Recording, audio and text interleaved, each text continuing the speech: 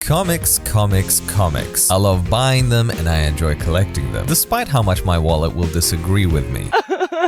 Crying wallet aside, I need to spend more time reading my comics, and that's what I will focus on for the next 30 days. I'll be reading my single issues and my collected editions, anything from DC, Marvel, and Image Comics. So come join me as I navigate my busy and boring life whilst making sure to make time to read comics every day and take on my unread pile of shame. So welcome back, my comic book friends, and let's kick it.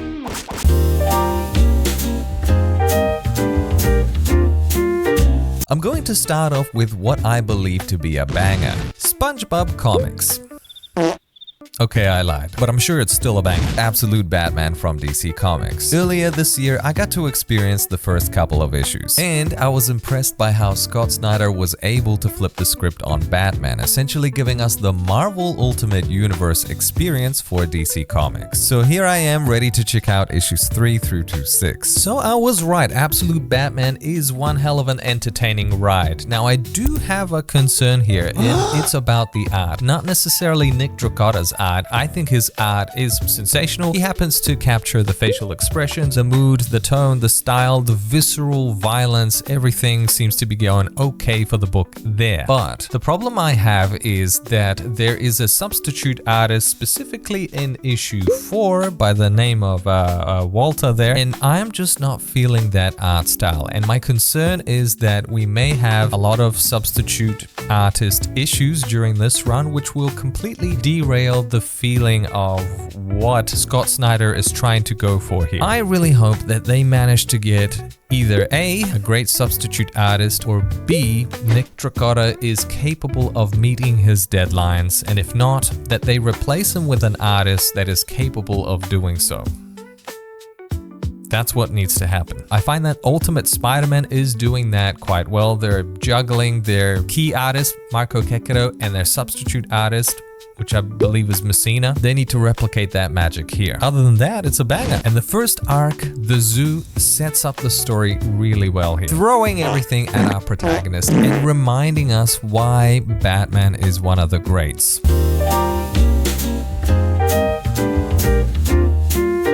Yesterday was Batman, today it's bowling. Holy Roller by Rick Remender, who brought us a lot of great comic books, and Andy Samberg, the guy that brought us Brooklyn Nine-Nine and that movie, Palm Springs. I really enjoyed that. It's a fun rom-com with some sci-fi elements. Check it out for yourself. I don't want to spoil it. It's got a special place in my heart. But anyway, this story, I was not feeling it. I read the first 2 issues. I'm thinking, hey, a funny guy like Andy Samberg and an awesome writer like Rick Remender, what could go wrong? The first 2 issues, man, I wasn't vibing with it. I was expecting it to be funny. It wasn't. I was expecting it to be creative. It wasn't. But maybe I just need to give it more time to cook. So this is what I'm doing today. I've got the remainder of the issues 3 through to 9, which completes the entire series. So let's dive right into it.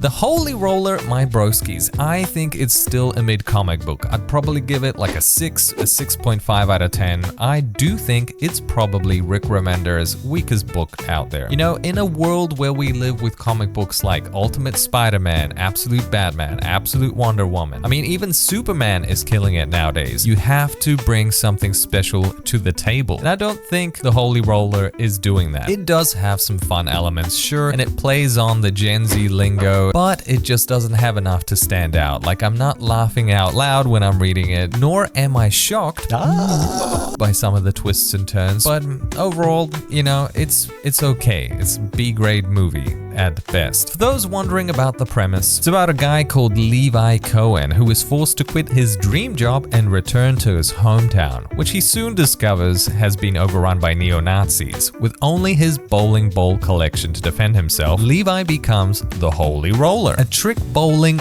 ball-wielding Jewish superhero battling to liberate his home and bowl a perfect game against crime. Maybe with a synopsis like that, I should have known what I'm getting myself into. It's pretty mid.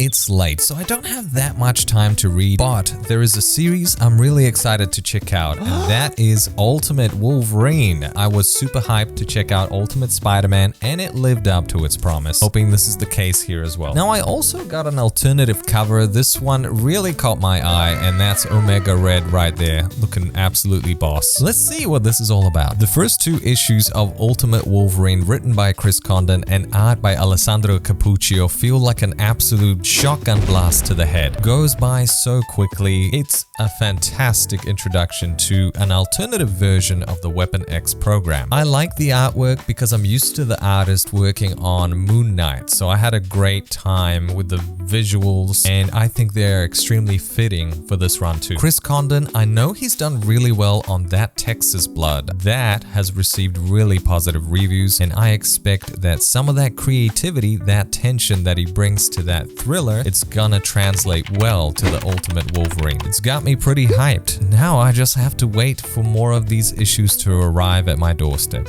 They can't come quickly enough.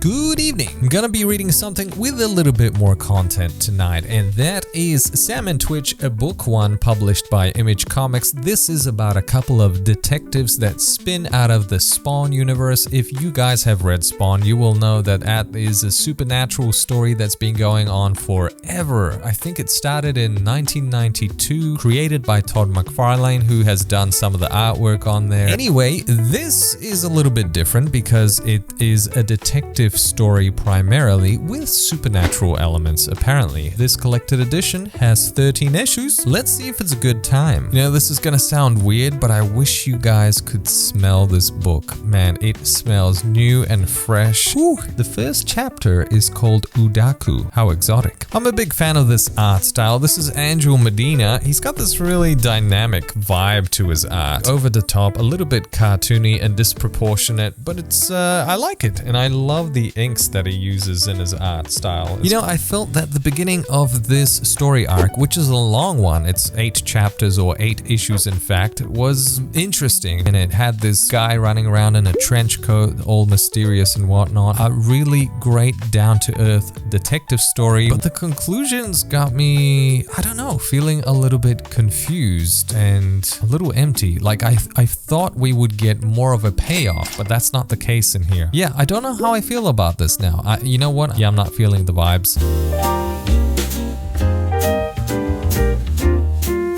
Alright, my broskies, big dilemma on my hands tonight. Do I read Witchblade or Darkness? You've convinced me. Witchblade it is. Great choice, guys. Fantastic choice. I can tell that the focus for this comic book will be to try to get the art to carry the story. This guy's chin though, absolute giga chad. My goodness. Okay, I'm just a few pages in and the plot gets really good. Okay, you can tell this is super 90s. I mean, not only are the ladies super duper hypersexualized, but I mean, sometimes you gotta turn the book sideways to read it. I was never a big fan of that. Still not a big fan of that. Jeepers creepers though. This lady has some sick ass acrobatics. This is just peak storytelling. Honestly, every woman in here looks like she's a supermodel out of a 90s fashion catalog. It's awesome. But also their legs are super long, like a giraffe. Gotta say though, the guys are looking super hot as well. Man, this is like peak Image Comics. Okay, I'm a few chapters in. I'm loving this, man. I do like the main protagonist. Yes, she's easy on the eyes, but she's a tough cookie, man. And I like that. I feel like we're gonna get some serious character building here with her. She could do with just a little bit more clothes, especially during winter time. You know, when I saw this back in the day on the shelves, I was really intimidated because I was like a child looking at this. Lots of giggity, but also all the other adult content, you know, like all the supernatural stuff and the violence and whatnot. But nowadays, I'm an adult, so I can fully appreciate this. This is gonna be a good time. I'm feeling the good vibes here, even though it's, you know, it's a little bit ridiculous, but I feel like this is some important piece of history that I'm reading right now.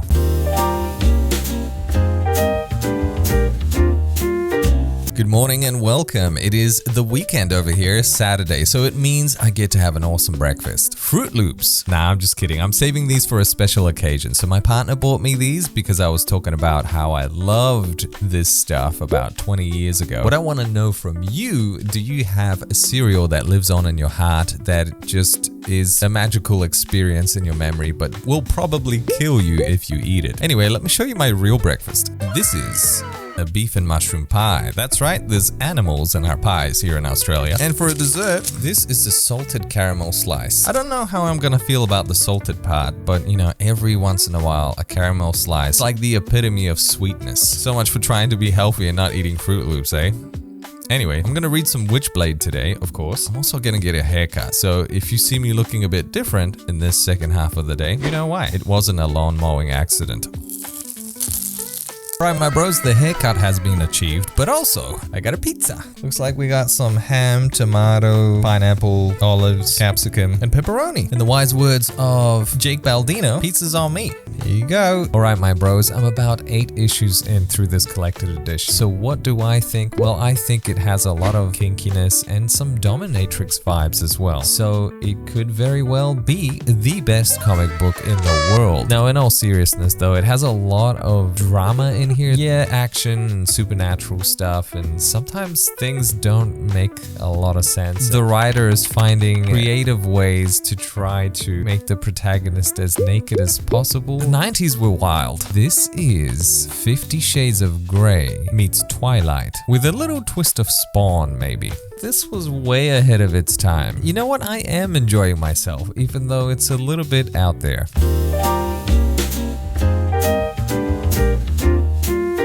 Alright, I'm 15 issues deep right now, and the story is starting to make a bit more sense. It's more cohesive and it's got a clear direction, which is fantastic. And I should probably apologize because I haven't really given you much of an idea of what this is. So here's a synopsis. While investigating a series of murders, New York City police detective Sarah Pizzini is drawn to a mysterious tournament at the abandoned Rialto Theater where criminals are vying to possess a powerful weapon. On that fateful night, Pizzini's life is forever changed when she becomes the latest in a line of female bearers of an ancient and mystical artifact, the Witchblade. Gritty crime, supernatural demonic stuff, drama, romance, and giggity thrown all over the place. I think that probably sums this up, but it's starting to take some shape. Look, I could be wrong and I could have really bad taste, but I'm entertained.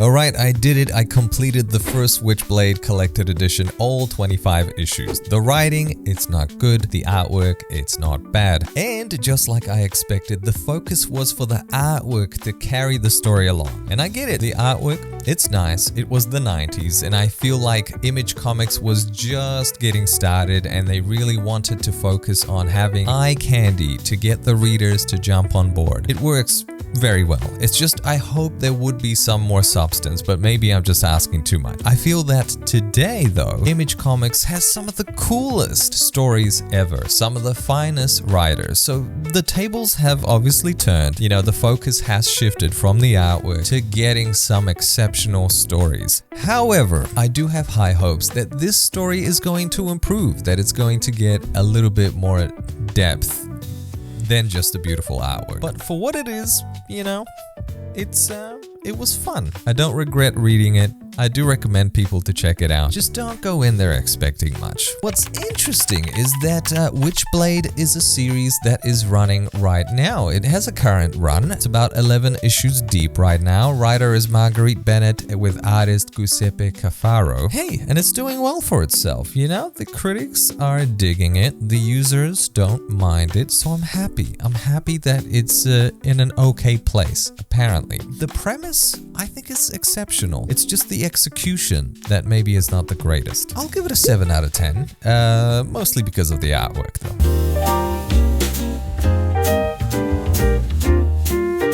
It's gym day today, but it's also Moonnight. Moonnight. That's right, I'm still reading Moonnight and Marvel is still publishing it. Thank goodness. It's written by Jed MacKay with artwork by Alessandro Cappuccio. You guys have heard me talk about this a few times. It is the caped crusader with supernatural abilities, fighting crime at night with a duplicate identity disorder and a ragtag bunch of vampires that's on his team. Also a psychologist that keeps him in check.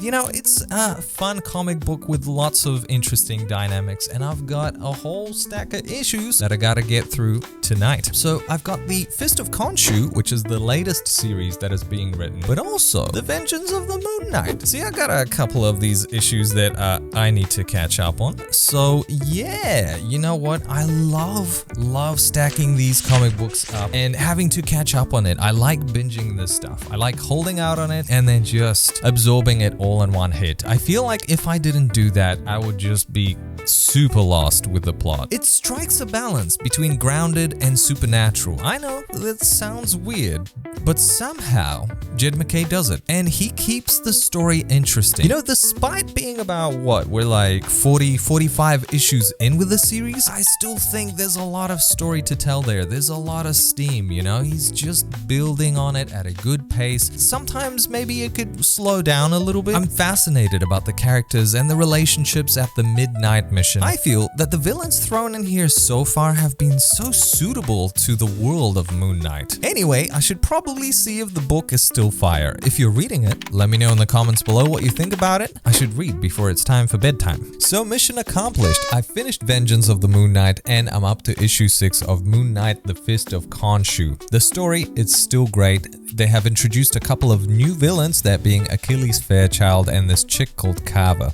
We also have corrupt police being thrown into the equation. There is one downside to this though. I am missing Alessandro Cappuccio. He's no longer on the book. And I get it, he's been pulled off to do Ultimate Wolverine, which probably makes sense because I'm assuming that book is selling a lot better. We have this Promanic and Carbone artists that have been thrown in here. It just doesn't do it for me. Sadly, I miss my Cappuccio. Bring me back the Alessandro Cappuccio. Google, my bro. I'm gonna need your help here. Let's have a look at some of these issues that are coming up. Who are the artists on the books? Tell me. I'm on League of Comic Geeks, by the way, guys. Yeah, Promanic is still the artist at issue 11. This is what we're working with. Let me just have another look. Promanic. You know what? Promanic's actually not bad. I take that back. He's okay. He's okay. He's no Alessandro Cappuccio, but you know what? His art, I'll live with it. I'll suck it up. Anyway, give me more Moon Knight. This stuff is still fire.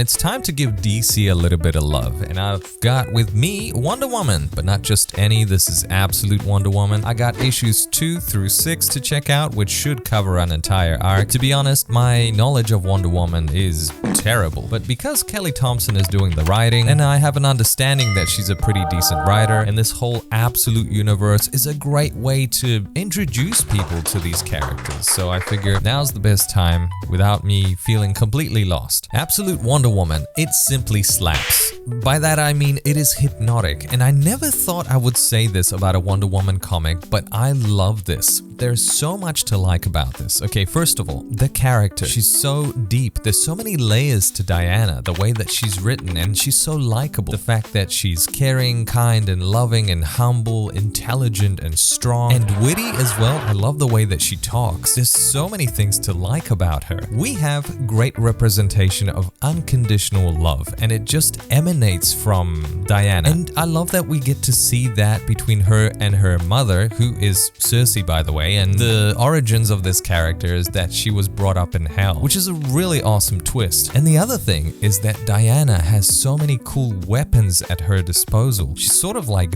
Batman with all of these cool mythologically tied tools that she uses. And speaking of mythology, I love how that is done tastefully in here. And you know, it's quite intelligent and clever the way that it's inserted into these stories. The artwork, yeah, it's good. The first 5 issues with that story arc, you know, I thought, hey, this artwork is great, it works well. But then all of a sudden, we get hit with issue 6, and the guest artist is fantastic. Not what I expected from a guest artist. We usually get a downgrade, but in this, a little bit of an upgrade, or maybe it's a different style of art, but it's beautiful as well. So I'm loving it. I'm in the zone when I'm reading it. Even the panels, the way that they're laid out are creative and unique. You know what? If a lot of DC comics are like that, then I need to be reading more DC comics. Wonder Woman, I'm all in.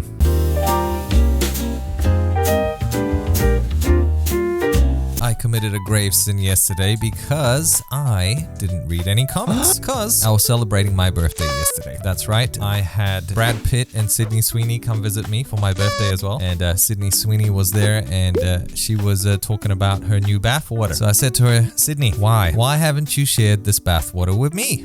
So yeah, I'm still pretty angry at her. Anyway, today I made up for that by reading Absolute Superman. I have been on a binge reading DC comics, and I gotta say, this is a banger. I am very pleased with what DC is doing at the moment. The Absolute lineup is absolutely fantastic. The artwork in Absolute Superman is exceptional from the Sandoval fella. Sandoval and Jason Aaron on the writing. Lots of emotion and flashbacks, and I appreciate that. We get to see what's happening on Krypton about several years ago, but we also get to see what's happening on Earth, flashing back and forth, back and forth. The main theme seems to be oppression. We have Krypton and what's going on over there, but also what's happening on Earth. And it feels like Superman is like this freedom fighter on Earth. How like his parents were those freedom fighters back on Krypton. So there's that nice symmetry going on there. I'm loving DC right now. I'm a big fan. It's helped me overcome the fact that Sydney Sweeney hasn't given me any of her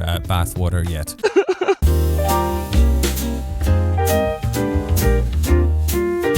Hello everybody, it's me again, I'm back, hooray! Okay, so, yes, I was reading comics today, I read a lot. In fact, I was reading some Miles Morales from issue 23 all the way through to 32. I got them all lined up here. A lot of time to read comics today. In fact, I read 13 of them. Yes, unlucky number. And I also read the Deadpool, so it was a double Cody Ziegler banger today, issue 11 through to 13. So how do I feel about these? The Miles Morales stuff post the Rabble story has sort of lost me here, and especially post the Blood Hunt stuff. Yes, there are repercussions that the character is working through, but I just don't see a clear direction right now with Miles. There are just some things that are not working for me. There's a mishmash of artists coming together on the Miles book. I'm losing interest. The character, he's just, I don't know. He's just not as interesting as I thought he could be. He's just lacking layers. The book feels a little soulless to me. As for the Deadpool stuff, I'm still finding that to be pretty fun. We're 13 issues deep. We've got great art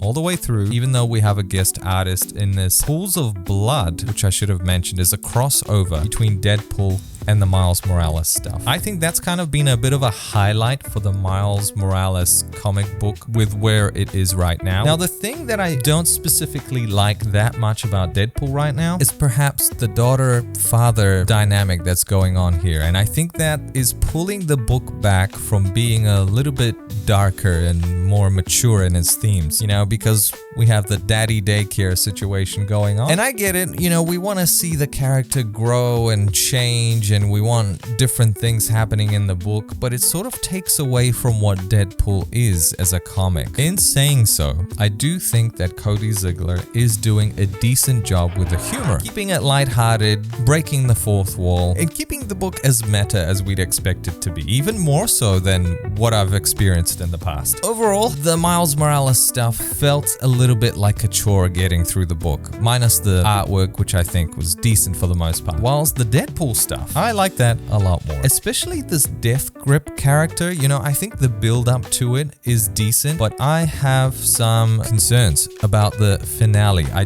don't know if Cody Ziegler will be able to stick the landing, but time will tell. We're coming up to that issue, that grand finale, or if you're watching that video, maybe we're way past it. I hope that the Deadpool book does well. And tell me what you think about this daughter-father relationship that's going on right now. Are you feeling it? Because I'm not. But also this dog thing, man. The symbiote dog.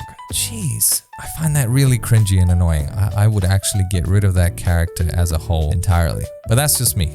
Anyway, let's see what tomorrow brings.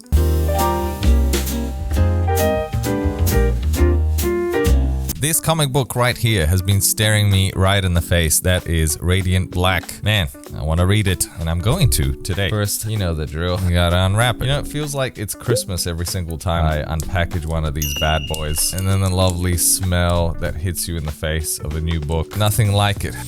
Yes. Alright, now that I got a good smell of the book, let me just give you guys a bit of a synopsis what Radiant Black is all about, for those that haven't read it, just like me right now. Nathan Burnett has just turned 30 and things aren't great. I could probably relate to that. He's working for an app, his credit card debt is piling up, and his only move is moving back home with his parents. But when Nathan discovers and unlocks the powers of the Cosmic Radiant, his life and the life of his best in small doses best friend Marshall Ward will never be the same again. There's just one problem. The powers don't belong to him, and the cosmic beings who created them want them back by any means necessary. Okay, look, I may just be on the first issue right now, but I just wanted to take a second and tell you this is well written. It does feel like a conversation between people, like real live conversations, and I appreciate that. I think that's what keeps me engaged in a comic. So, 2 chapters in of Radiant Black. I'm already sold. I think the writer has done an impressive job with getting you hooked in with the first issue. It feels very natural. It feels like it just came very natural to the writer to write interactions between people that feel so real, whether it's the parents of the main protagonist or the best friend. But I have to take a break now because I'm gonna go head off, have some breakfast. It is my day off, and then I'm gonna go see Mission Impossible, and then eventually I'm gonna come back and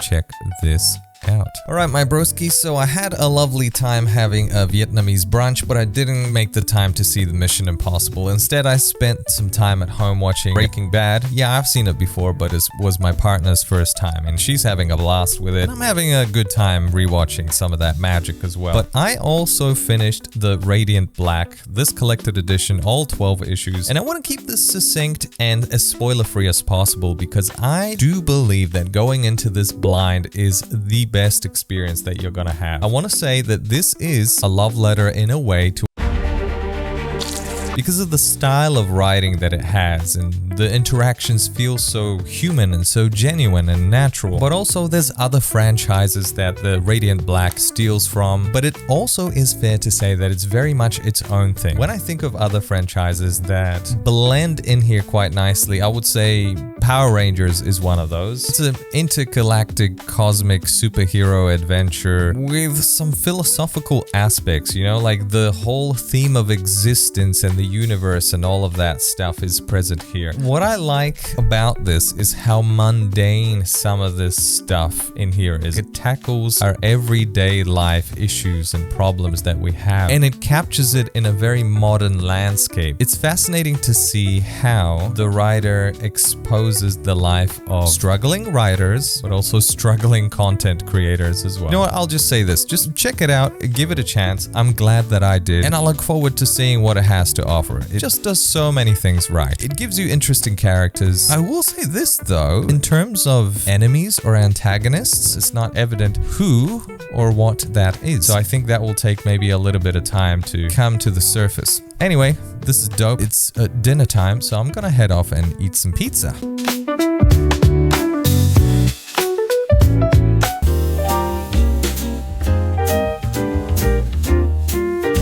We got some nasty, creepy weather happening outside tonight, which sets the scene for this next read that I've got here, which is The Deviant, issues 6 through to 9. I've been meaning to finish this series for quite some time now. It's a thriller/horror comic. In Milwaukee in 1972, a blood-stained Santa Claus commits unimaginable atrocities against young men. 50 years later, a troubled young writer interviews this so-called Deviant killer, who still maintains his innocence from behind bars. And as Christmas approaches once again, the past returns, wielding a sharpened axe. Let's see how spooky this thing really is, eh? And if the conclusion is satisfactory.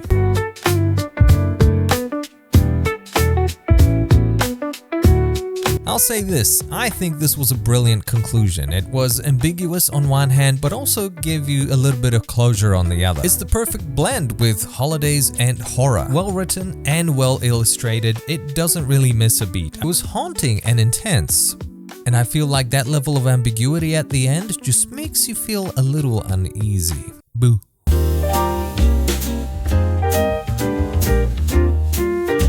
It's time to read about the Order. Order 66. No, not that nasty one. I'm talking about the Magic Order.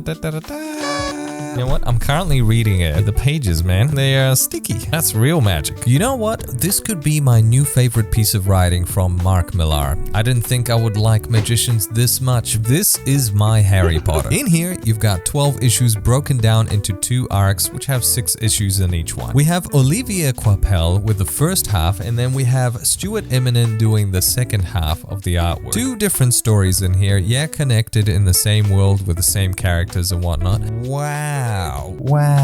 When the first story hit me, I wasn't sure that Mark had the ability to maintain that level of hype and intensity in the second story as he did in the first one. But you know what? I was pleased. Both of these stories are phenomenal and they tie nicely into this world. I am fascinated by all of the characters presented in here. The fact that this leaves me wanting more, it accomplished what it was set to do. The library edition accentuate the gorgeous artwork that is in here. You can tell that the artists have put their blood, sweat, and tears into this. And it only makes sense because these are fantastic stories that I think are gonna stand the test of time. If you want a much darker and more mature version of Harry Potter, check it out. Hey look, even if you don't like magic, it's still good, man. I'm not the biggest fan of magic stories, but this, I want more of this.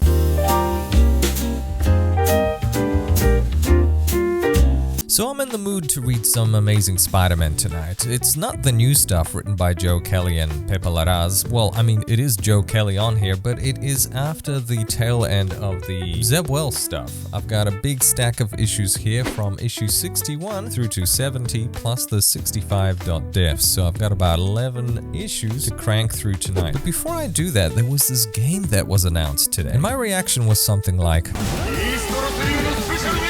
Actually, it was probably a bit more extreme than that. I won't lie, I feel like I waited my whole life to get a Marvel fighting game. Yeah, we had Marvel vs. Capcom, multiple games, but I was never as hyped for that as I would have been for a Marvel-only fighting game. That's what I wanted for a really, really long time, and it's finally coming in 2026, so I'm extremely hyped. As well as that new fight stick that PlayStation is making, I think that's freaking cool too. Because, you know, PlayStation, they make really good peripherals, like their controllers are freaking awesome. Anyway, I want to know, are you guys hyped for that Marvel fighting game? Because I think it has some great potential, especially Arc System Works, who have worked on all that Guilty Gear stuff, and they did the Dragon Ball Fighters games. Like everything that they've done just looks gorgeous and it plays really well. But that's the gaming side of me. I'm quite passionate about this stuff. The visuals are insane. Alright, so I finished through my fat stack of Spider-Mans, and the story by Joe Kelly is good.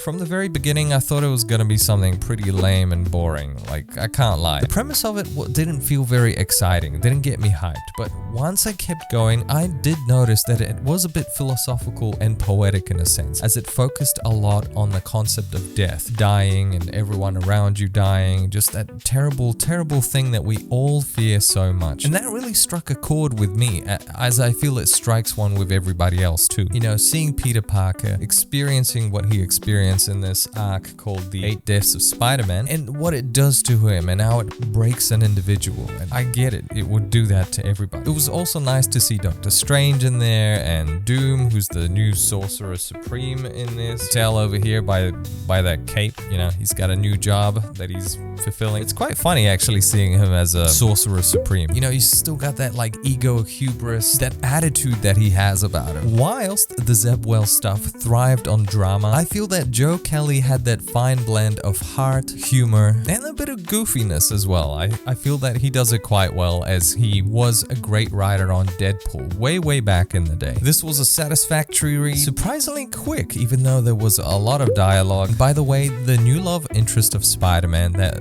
lady called Shay, she's like that nurse, I like her. And I just hope that Spider-Man gets a really long stretch of a romantic life with this character. And boy, oh boy, I am really hyped for that Marvel Tokon Fighting Souls. That is such a mouthful. I don't think it's the best name for that game. Oh, by the way, here's like a kind of like a basic team that I would be hyped to play. Wolverine, Deadpool, Captain America, and Spider-Man. You know, that's like the super basic team, which I feel like those characters will be present. But a really unique cast of characters to have in a dream team: Moonnight, Punisher, either Daredevil or Elektra, and then like a crazy one to throw in there, like Mr. Sinister. You know, those are just my vibes anyway. What kind of characters would you like to see in that game, if you're interested in it at all?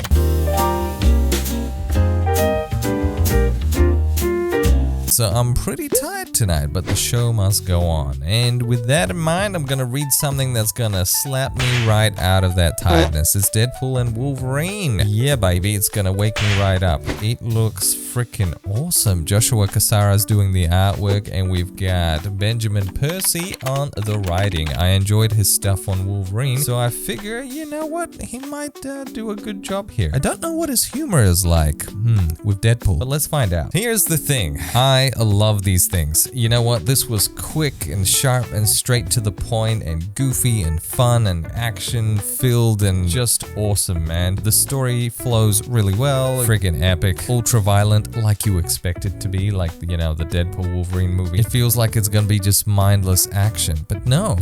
I'm entertained and I'm interested in what's happening here. Well done to the team so far, 4 issues in. I just hope Cassara continues doing the artwork. It's fire for the eyeballs.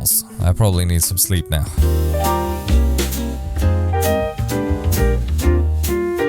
Despite being super exhausted last night, I was on the hype train with that Deadpool Wolverine comic. I feel like it's in the right hands. And I want some more hype today. Another series that I've been enjoying is The Incredible Hulk by Nick Klein and Philip Kennedy Johnson. I've got issues 14 through to 20 to get through to today, as I feel like it's going to fill out the next couple of arcs. Yeah, I'm a big fan of the Green Giant. I think this story is alright. I love it when Nick Klein is on the artwork. When he's not, I am pretty sad, and that tends to be maybe 40 or 50% of the time, which really sucks, and I hate that inconsistency with comic books. I wish we just had one artist from start to the end so that I know what I'm getting myself into. It's a frustration, but it is what it is. Anyway, this is okay. Like, it is a story about Bruce Banner, aka the Hulk, that's going on a journey with this lady called Charlene Tidwell. Lots of monsters and beasts to fight. Insane amount of body horror. Like, there are some scenes where I didn't think that Marvel would do that. You know, this seems like a very mature book. There are times when it gets extremely graphic. And you know what? This whole thing about the Hulk going on this big journey, it kind of feels like this is The Last of Us, the Hulk edition. This whole time, it feels like they're traveling along this harsh landscape with monsters coming at them left, right, and center. I understand that there may be some frustrations that the fans are having with wanting the plot to be moved along or some sort of resolution. I get it, but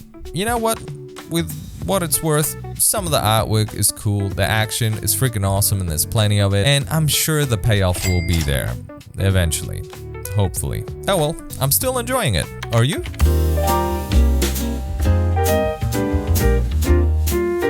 The Avengers are up tonight. I've got issue 17 through to 25. I've been feeling a little lukewarm on the current lineup of heroes, but Jed MacKay's writing has been pretty good, so you win some, you lose some. Well, what do you know, this comic is actually a fun time, and it seems to get the best out of the current members of the Avengers. What I like about this run is how we have these small arcs layered neatly within a larger story, and how these arcs are revealed to connect to one another, but also to prior Avengers sagas. I know this is nothing new in Marvel, but it's the way that it's executed that sets Jed MacKay apart from all the other writers. It's as if he has a strong understanding of Marvel Comics as a whole, and he plays with the concepts of time and dimensions whilst also leaving room for snappy jokes, and he makes it all look like it's effortless. I'm impressed with him and the team of artists that have been present on the book. Not everything is perfect, but the great deal of variety of story directions and character interactions make this highly engaging. I hope he gets the opportunity to have an awesome finale for this Avengers run.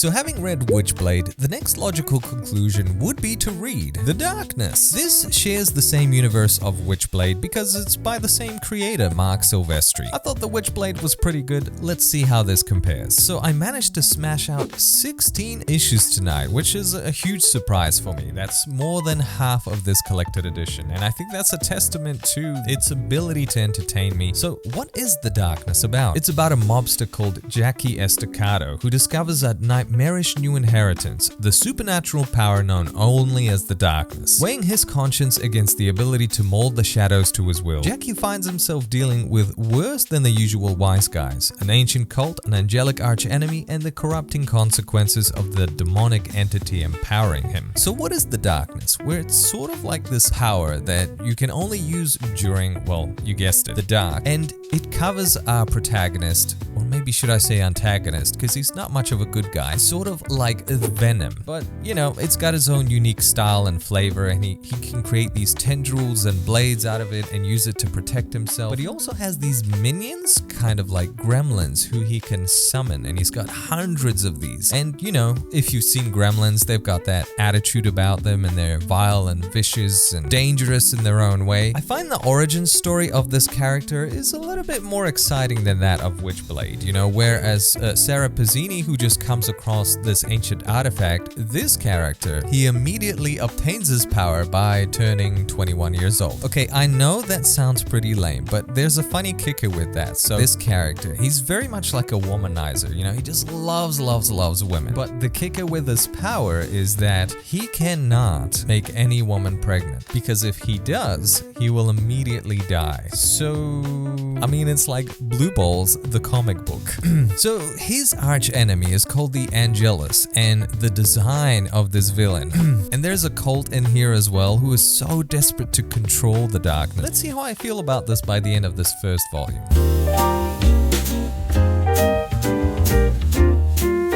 So I finished The Darkness Volume 1. It's cool, stylish, doesn't take itself too seriously, and it's self-aware, and I enjoyed every bit of it. The violence is plenty, and sometimes it's shocking. The art is great and gets even better near the end, and some of these pages had me stunned, staring at them forever, admiring the level of detail within them and realizing that it would have taken forever to pencil them. In some ways, it's a story ahead of its time, but it really has the DNA of a 90s comic book. Scantily clad women are basically everywhere. Some of the character designs are jaw-droppingly awesome. I think a comic like this would do well in this day and age, but it does need a fantastic writer behind it. Now, The Darkness aside, there was another game that was announced today that took me by surprise.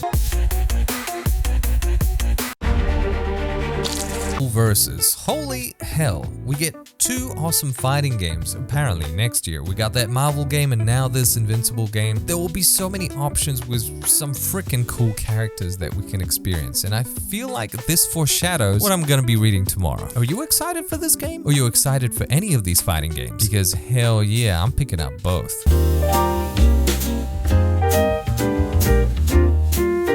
Yeah, you know I had to do it. I just had to get back into it. This is the Library Edition Volume 4. Yeah, it comes with a slipcase.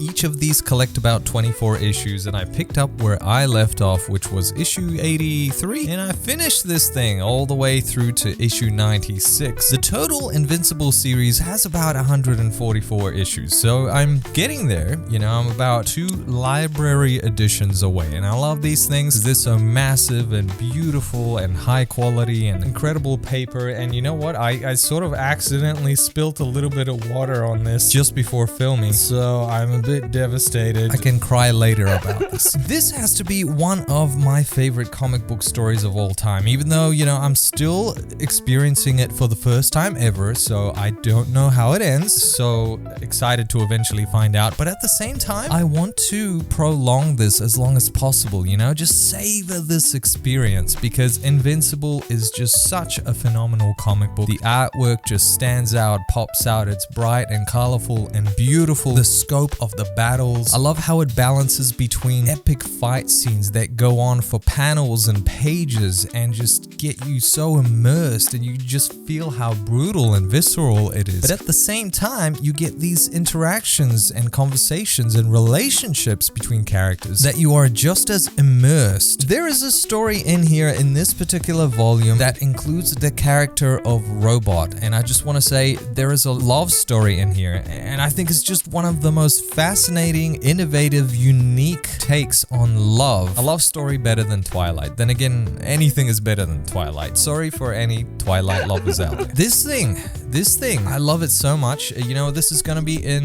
the top 5 comic book stories that I have experienced to date. There's so much going on in here. It feels so living and breathing, and it fascinates me that the writer was able just to keep tabs of everyone and everything that's happening in here. Anyway, gotta think about what to read next. So many options, so little time.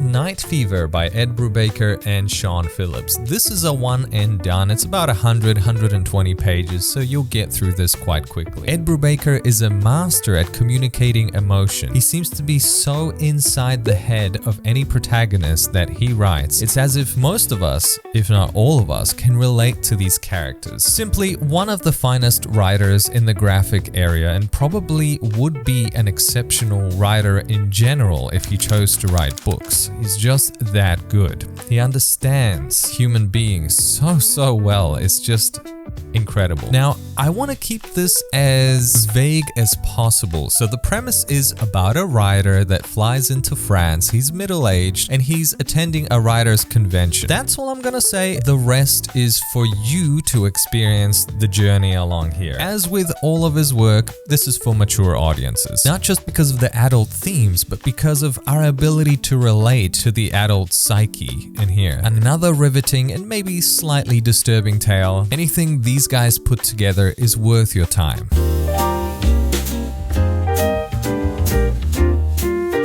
Once and Future is on tonight. This is book 2, the final book created by Karen Gillan and Dan Mora. If you know these two creators, you will know that Karen Gillan has an impressive back catalog of work. He's a fantastic writer, but then Dan Mora is an exceptional artist. You know, he's one of the most wanted artists in this day and age in comic books. You'll see a lot of cover pages for DC specifically done by him, and also the interior art where he can do it because he's just so spread all over the space. Everybody wants this guy on their book, and it's not just the precision of his art, but it's also the beautiful inks. He just understands graphic novels, and when you see his art, you know it's him, his signature, and I think quite a few of the future artists will use him as an inspiration. Once and Future plays fast and loose with the Arthurian legend, and it's sort of like Indiana Jones, but dark fantasy thrown in there too. I've spoken about the series quite a few times over the years, and it's finally time to finish it. This is the last volume, collecting I think up to issue 30. So let's see if I can smash this volume out this evening. Once and Future, it's perfect, and it does acknowledge that there is no single canonical version of the legend of King Arthur. These are the last 13 issues, and they wrap up the story so well. It's beautiful, it's witty, it's intelligent, and it's a whole lot of fun, and I'm sure I'm not going to forget this. If you love medieval history and like graphic novels, this is an absolute gem. Check it out.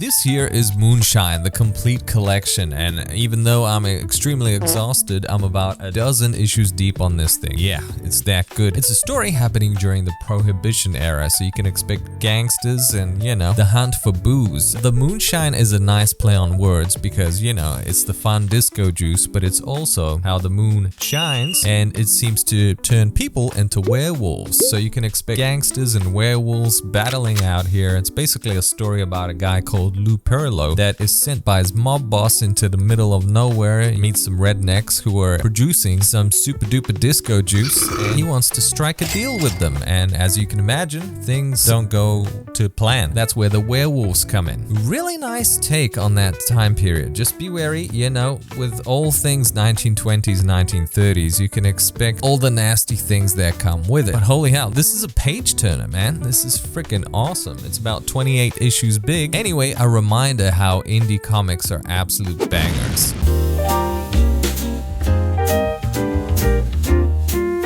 Can you believe it? I actually finished Moonshine in 2 days. Despite it being 28 issues, I feel like that's a world record for me, and probably that's a testament to how engaging this comic book is. This was my first time experiencing anything from Brian Azzarello, and having read this, I'm really looking forward to checking out 100 Bullets. This book seems to capture this time period so well. You know, we've got mobsters, werewolves, racial tensions, the Prohibition era, voodoo magic, you know, some kooky things. This is everything that I love about a graphic novel. You got your action, romance, mystery, and the pacing. It is freaking good, man. This is why I couldn't put it down. I know this is probably not a book for everybody, and just know that this is quite the graphic novel. It's a bit dramatic, poetic, and maybe even tragic at times, but it's one hell of a ride. Do I wish it was longer? Yeah, maybe a little bit, but then again, maybe it would dilute some of that hype that you get in here. I've got 100 Bullets to look forward to, which is 100 issues. So if you love all things this time period, you know, 1930s, then I think you're gonna have a good time.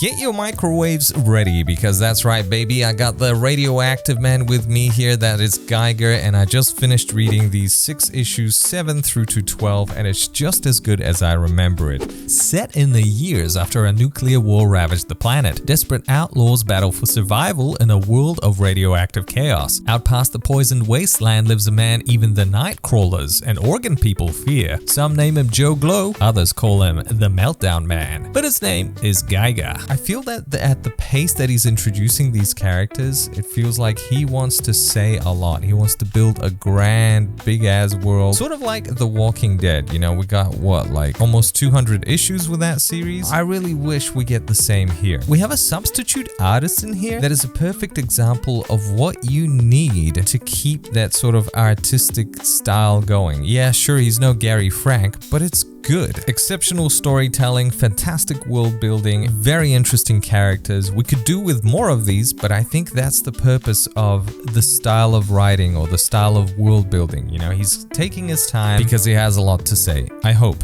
Guys, please keep buying this book. I want to see 100 issues of this. If it continues to be as good as it is, let's go the distance. I believe in you guys. Who knew that Jeff Johns would be like, hey, I'm gonna make like Radioactive Man the comic book, and it's gonna slap the hell out of you. It's freaking great.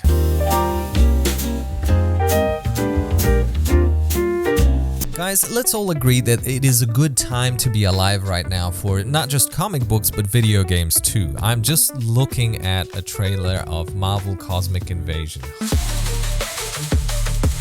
Holy moly. I'm gonna say Dotemu. He's responsible for making this game that's supposed to come out this year. And they've made some great games, such as Streets of Rage 4, but also that Teenage Mutant Ninja Turtles Shredder's Revenge game, which looks freaking awesome. Would love to play that too if I had the money. Where I'm going with this is, after seeing the gameplay of this, I just wanted to read something cosmic, or at least cosmic theme. And this is where I came up with Captain Marvel. This is the omnibus. The cover design's kind of lame, but the dust jacket looks freaking cool, man. And also, this is by Kelly Thompson. Yeah, you know, that awesome writer that is writing absolute Wonder Woman right now. So she wrote this thing, and I'm 10 issues deep, and it's alright. It's pretty good. Actually, no, it's getting really good now. You know, it's taken a while to just build up the hype. But I got one problem with this Omni, and it's the binding, man. Oh, the binding is balls. Look at that. Look how tight that is. I think I opened it up like 1,000 billion times. Like, it hasn't been sewn properly. Where was this made? Who's responsible for this madness? Of course it was made in Turkey. Turkey, man, I'm so disappointed in you. You know, I've had some Omnis from Turkey and they've been absolutely butt. And yeah, that explains it. Anyways, the artwork is beautiful because we have Carmen Carnero. She she has a cool art style, beautiful inking. She gets quite creative with the panels. It's freaking cool. So Captain Marvel, she's well depicted here as being a very complex human being, as we all are. It's fascinating to see how she's sort of evolving as a character in the story. I know very little about Captain Marvel. I'll be honest here. This is the first comic book that I'm reading about her. And obviously I'm impressed because Kelly Thompson is fantastic at what she does. Unravel these characters and have very interesting conversations. You make them vulnerable, you get inside their head, you get to find out what their sense of humor is, how they feel about other people, and this is what she's doing. I think this is decent. You know, it's not blowing me away like Absolute Wonder Woman, but this is fun. We got a cosmic superhero going up against a variety of interesting villains, but also scenarios, and some of them are quite funny, and I should say that the interactions between the characters are like very Marvel Cinematic Universe like. She gets it. The banter and the vibes that we get in the movies, and that's well replicated here. You get the super-powered, Superman-like battles, giant space monsters attacking Earth, bit of interdimensional stuff, magic thrown in there, because you know the threats that Captain Marvel has to go up against need to be pretty darn serious, you know, because she's such a powerful superhero. I like seeing the vulnerable aspect of Captain Marvel, and this is where Kelly Thompson shines as well. Let's see how my attention span is, and if I can finish this thing before the 30-day challenge is up.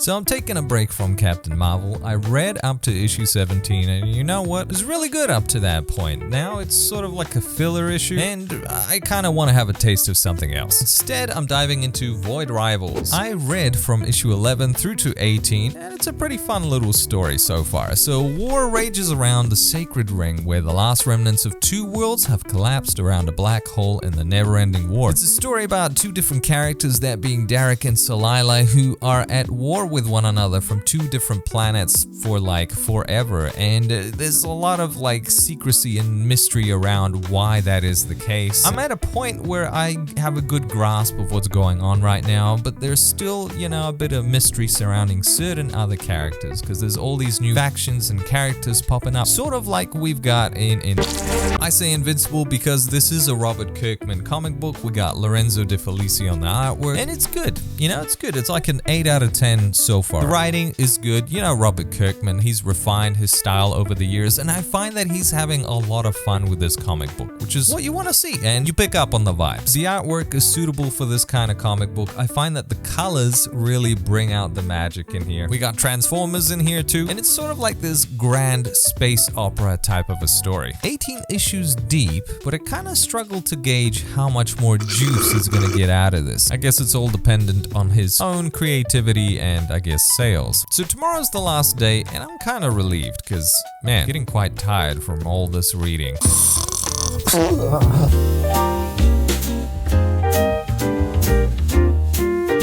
Good morning and welcome to the final day. Yeah, this is my morning voice. I sound like Barry White. Oh yeah, baby. Anyway, I got a few comic series I want to finish off this very last special day with. I got Red Coat issues 5 through to 10. Yeah, baby. Then, you know what? I'm not a huge Star Wars fan, but the fact that Kylo Ren has his ongoing series right now, I thought, you know what? I can't resist. I cannot resist. I cannot resist the Force, man. Look at the artwork. Looks freaking sick. And I thought Kylo Ren was probably the best thing that came out of that final trilogy of Star Wars. Honestly, Adam Driver was carrying that last trilogy on his back. And one last series that I absolutely love, my favorite Marvel comic right now, Ultimate Spider-Man. Yeah, I got issues 13 through to 17 to read today. Man, I love when I have a stack of those comics to get through, but I also feel extremely impatient. It's a series I love so much that I just want to read the second I get the next issue. But before that, it's the weekend, very important time of the day. It's breakfast time, baby. So yeah, I got a pie. This is a beef stroganoff pie. You know what? It's gonna be freaking awesome. Look how crunchy that pastry looks. This kind of stuff could break your teeth. And of course, you gotta have your dessert, right? Wow. Wow. Look at it. Look at it. This is a chocolate hazelnut slice. Then I can tally up how many comics that I actually read. Should be fun. Yum. Okay, so starting off with Red Coat, which I actually started that off in issue 4. The cool thing about it is the wrap around covers. Check it. They've done it with pretty much all of them, and man, that's a really nice touch. That just shows how much care and love goes into these comic books. So Redcoat is a story about a guy that got these powers back in 1776, whereby whenever he dies, he comes back to life. So he's pretty much immortal. I mean, well, apart from the technicality that he does die and then comes back to life after a little while. And there is an origin story about how he stumbled upon this cult that were giving somebody else these powers and then he accidentally got them instead. And so he's cursed now, you know, to live forever and ever, amen. So after the first arc, about the first 4 or 5 issues, the story starts to change a little bit and the timelines in the story starts to skip early 1900s and then the mid to late 1800s, and that's done really well here. There's this big complex string of timelines that you sort of have to keep track of, and the writer does this really well. I'm very impressed, and I wonder if the writer himself, Jeff Johns, is he gonna get lost? Will the writer be able to keep track of these timelines, and how is he going to tie it into the greater universe of Redcoat? You know, because Redcoat lives in the same world as Geiger. It's cool that we have this timeline actually at the end of every single comic that lets us know more or less where each of these specific comic books or characters sort of originates. Redcoat has a lot of narrative, so you got to get used to that. Yeah, it's quite clever and witty and intelligent, but you have to give your attention and focus to this comic book. It will test your attention span, but also train you, I think, to be a better reader. And I encourage everybody to give this a shot, work your brain a little bit, give it an exercise, and I think I myself am starting to get a better appreciation for reading comics like these ones who are heavy on the narrative. Now, Legacy of Vader. I think this is sort of like the polar opposite when it comes to the amount of dialogue we get in here. We're thrown straight into the action. We have gorgeous, gorgeous artwork that's in here. It's sort of what I expected, you know? You have your moody Kylo Ren. He's all about finding his way in the world of Star Wars, trying to live up to the legacy of Darth Vader. It's a quick read. It's a fun read. It's a great way to break up all these other stories. This is coming from somebody who's not a hardcore Star Wars fan. I just particularly like this character and I'm fascinated about the world, how it's unraveling around him, and what is Kylo trying to achieve. I think he's trying to create his own order, you know, outside of the Empire and the dark side and whatnot. He's trying to be his own thing, and I like this comic. The Ultimate Spider-Man. This, oh my god, you gotta be reading this. Doesn't matter what you're reading out there, whether it's manga or any of the other comic books or indie books. This is a must read. This is one of the finest comic books out there right now, just period. Just so freaking good. Jonathan Hickman is flipping the script so much. He's flipping the script as many times as Tony Hawk flips a skateboard. It's so freaking epic, man. It is unlike anything that we've experienced ever before. Yes, there are those characters that we are familiar with, but they are so different in these comics. They have very different convictions. There are so many plot twists in here, and the hype is just alive in each and every single issue. There is beautiful artwork, as you guys know, Marco Kekero, and this Messina person as well is doing a decent job as well. I prefer the Marco Kekero artwork. Like, that's the star of the show for me. You can see that by like looking at one of his covers. Just simply stunning. He puts so much detail. Marvel's top tier for me is like Marco, and I feel that DC's top tier is like Dan Mora. That just come to my mind. You know, obviously there's heaps and heaps of others, but this one just always blows me away how good the artwork is. But accompany that with Jonathan Hickman's writing, and you have a masterpiece of a comic book, Marvel's bestseller. With that all being said and done, how many comic books did I manage to read over that 30-day period? Let's have a look at the breakdown. We got 5 issues of Absolute Wonder Woman, 4 Absolute Superman, 4 Absolute Batman, 7 The Holy Roller, 11 Amazing Spider-Man, 9 of the Avengers, 9 Moon Knight, 2 Ultimate Wolverine, 4 Deadpool and Wolverine, 4 The Deviant, 8 Void Rivals, 16 Captain Marvel, 7 The Incredible Hulk, 3 Deadpool, 6 Geiger, 10 Miles Morales Spider-Man, 7 Redcoat, 5 Ultimate Spider-Man, 3 Legacy of Vader, 12 The Magic Order, 28 Moonshine, 14 Invincible, 8 Salmon Twitch, 1 Night Fever, I guess that's one comic book, but a pretty long one, 26 The Darkness, 25 Witchblade, 12 Radiant Black, and 12 issues of Once and Future, which comes to a total of 262 comic book issues, or 8 or 9 per day, which is not bad. Okay, so this is more or less the visual representation of all the comic books that I read, it's a lot. I could barely fit it all in on the screen. I've got comic books all over this picture. When you think about it, that's over 5,000 pages of comic books. So I'm a little bit proud of myself. I managed to put a big dent in the backlog of my comic book reading. And at the same time, I feel I'm a little bit less anxious, only because I spent so much time reading for the past 30 days. And I feel that reading helps you slow down a lot, you know, helps you just to focus a little bit more and not be overexposed to social media and the internet, which is such a wonderful place, but also a place that can stress us out a little bit. You know, there's so many things that we're being bombarded with all the time, all that information and all that stimulation. Reading comic books has slowed that down for me just that little bit, and it's a nice feeling. And I think it's a reminder that we need a bit more balance in our lives. So if you're watching too much YouTube, go and read some comics, and I think you'll have a really good time. Now, as always, thank you so much for taking the time to watch this video. It's a really long video, so if you made it this far, congratulations. I'm very proud of you, and I thank you, and I'll catch you soon. The next video is gonna be... it's gonna be something. It's gonna be fun. Take care. Until next time.